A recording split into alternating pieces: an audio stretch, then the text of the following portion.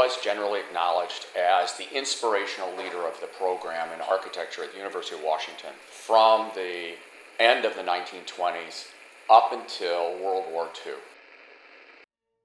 He was a charismatic teacher.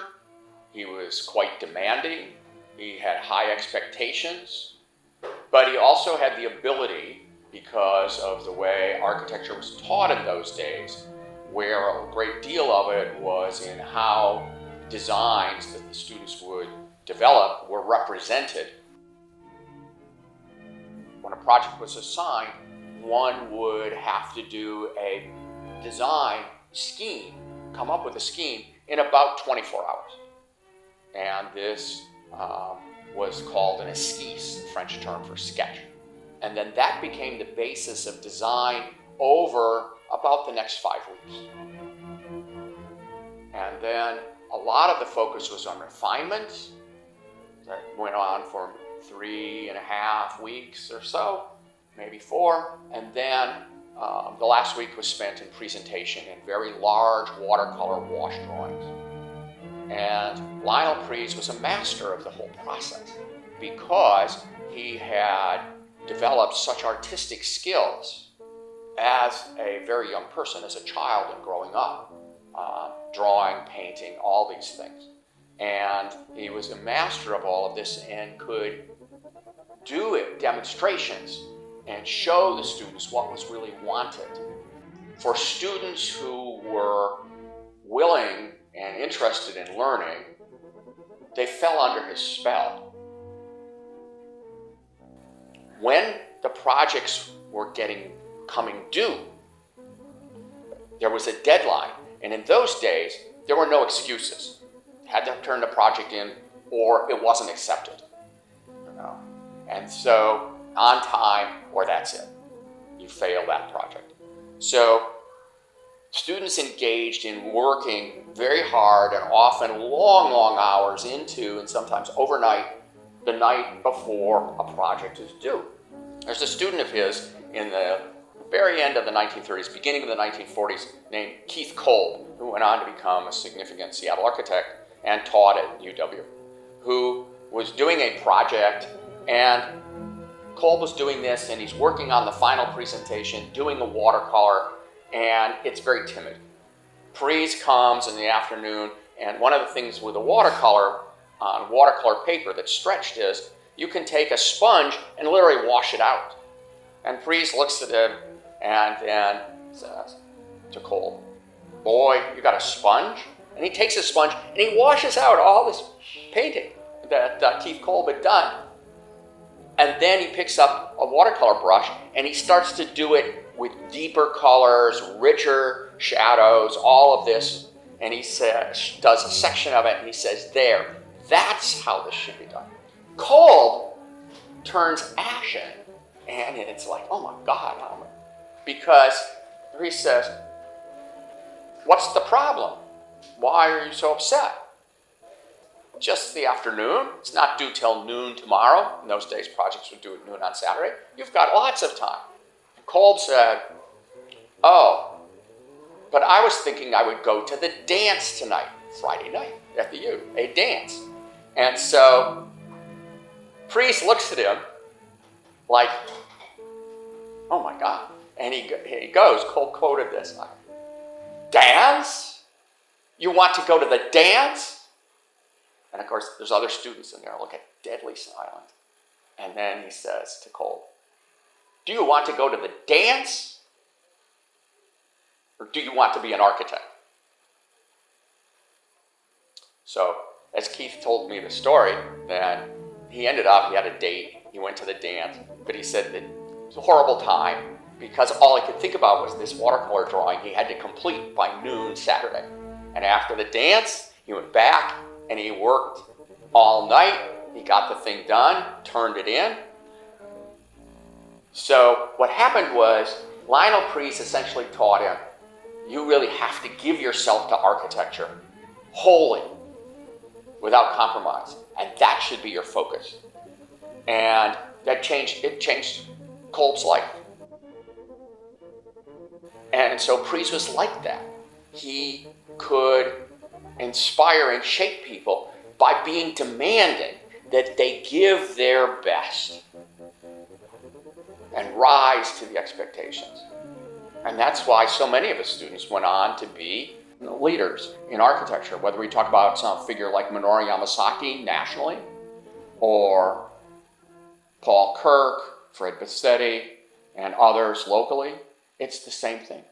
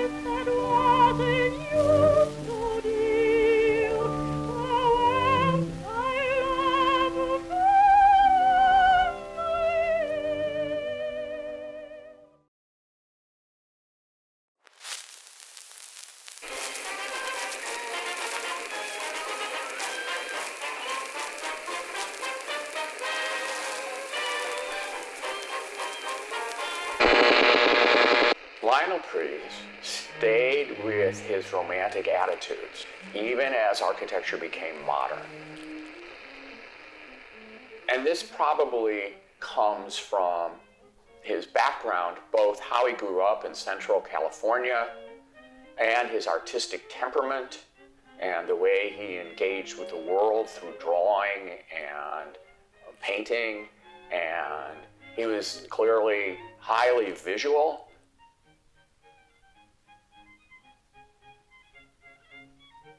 Growing up in Central California in the San Francisco Bay Area in the period from the late 1890s and particularly the early part of the century before World War I, there are a very strong influence in that area from the arts and crafts movement and a variety of architects but also artisans doing work which is of the arts and crafts, which has a kind of romantic engagement with things of the world, influenced by the theorist John Ruskin and also William Morris, who's a major arts and crafts figure.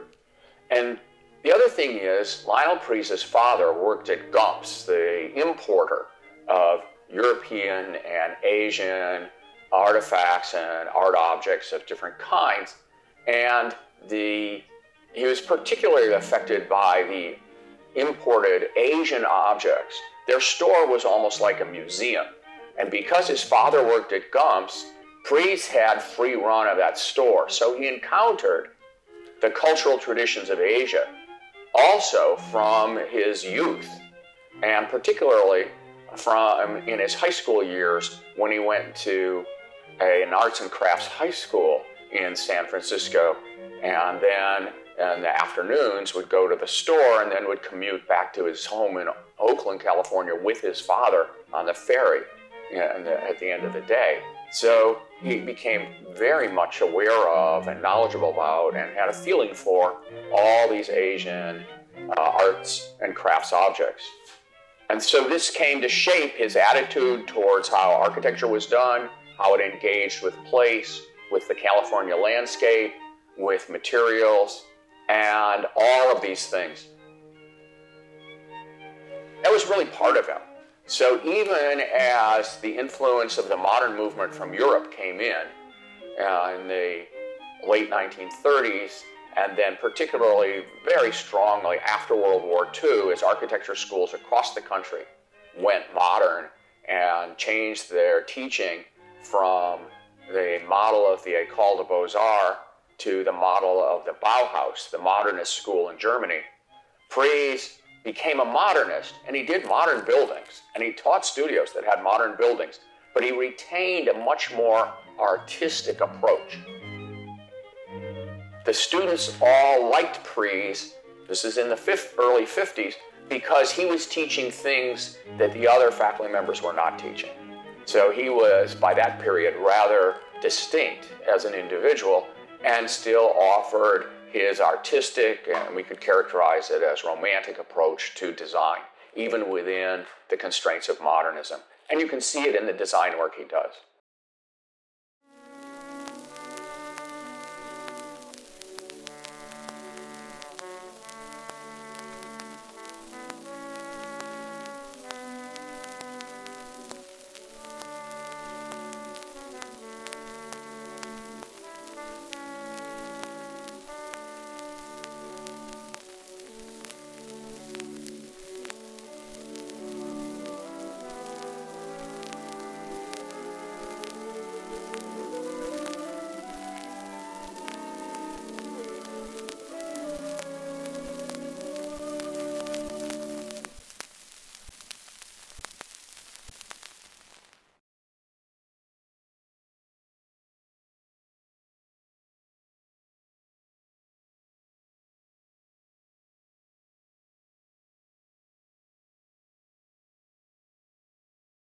Lionel Pries was a gay man in an era when being gay was very difficult.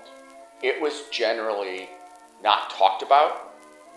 So when I interviewed some of the students who had studied architecture in the UW Department of Architecture in the 1930s, and I talked about Lionel Pries being gay, they at first were stunned. They didn't believe it.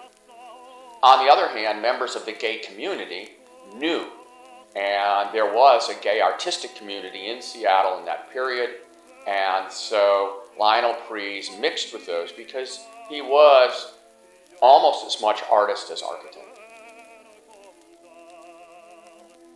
After the war in the 1950s, this climate of that period was very repressed. Gay men in those days met others in places like their homes, baths, clubs, and parks.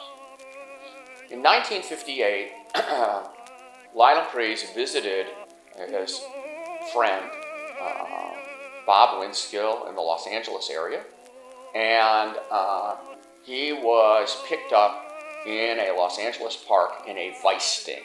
In those days, police departments engaged in entrapment of gay people and literally set them up. And so he paid a fine, thought nothing of it. That happened in the summer, came back. But in California in those days, there was a law that said if a teacher was picked up in a vice sting, this had to be reported back to the home institution. So sometime in August or September, a report was sent to the University of Washington and ended up in the president's office. And the president at that time, Charles Odegaard, was relatively new. He had no knowledge of Pries or the history of the Department of Architecture, the role he had played, and there was a great deal of fear.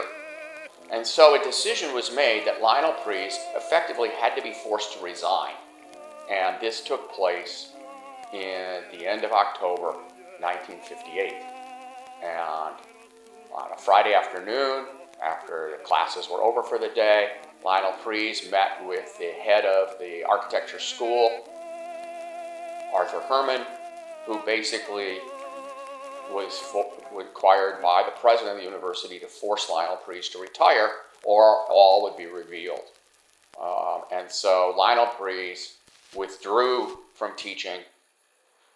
He was 61, 4 years short of being able to retire with all his benefits.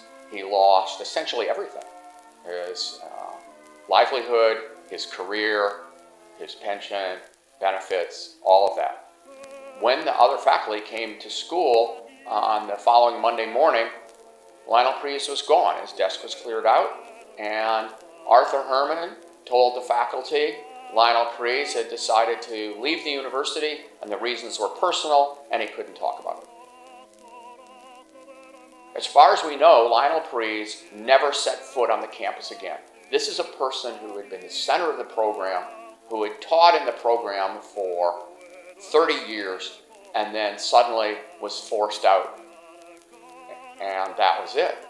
He found a position as a drafter, working for one of his former students. He did that. That was at Durham, Anderson and Freed. Subsequently, he went to work at John Graham and Company. That was a larger firm where it was more possible that he could be slotted on projects that fit his skills. He did that until he turned 65, qualified for full Social Security, and then he retired. And he lived a quiet life until 1968 when he died. He did continue to do occasional design projects. He cared for his garden and his house. He saw his friends. He engaged more freely with the gay community. But it really is a tragedy.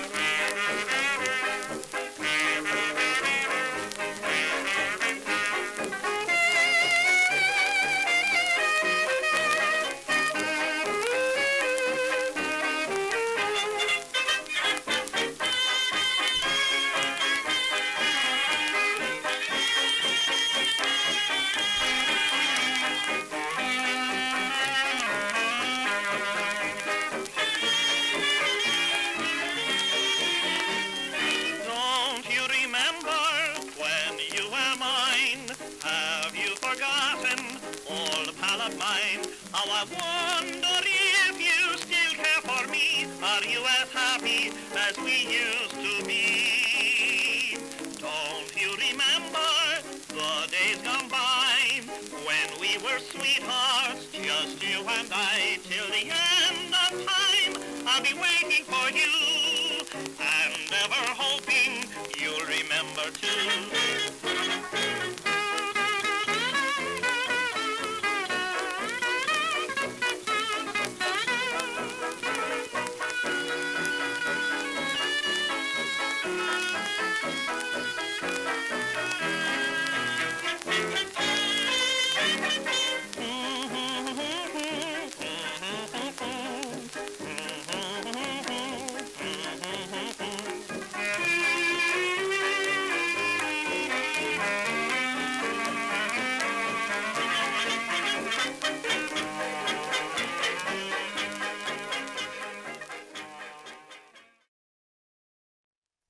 When we consider Lionel Pries today, there are several lessons that I think we might take from him and his career. In his teaching, he really demanded the best from his students and demanded that without compromise, expected that they would be able to rise to a level that was probably beyond what they themselves believed they could do. And the students rose to that level, partially because he was able to demonstrate what he was expecting. So it wasn't as if he was asking for something that he couldn't have done himself. And so the ability both to request high performance, but also to offer high performance as a teacher is really a key thing that I think we take from Lionel Pries.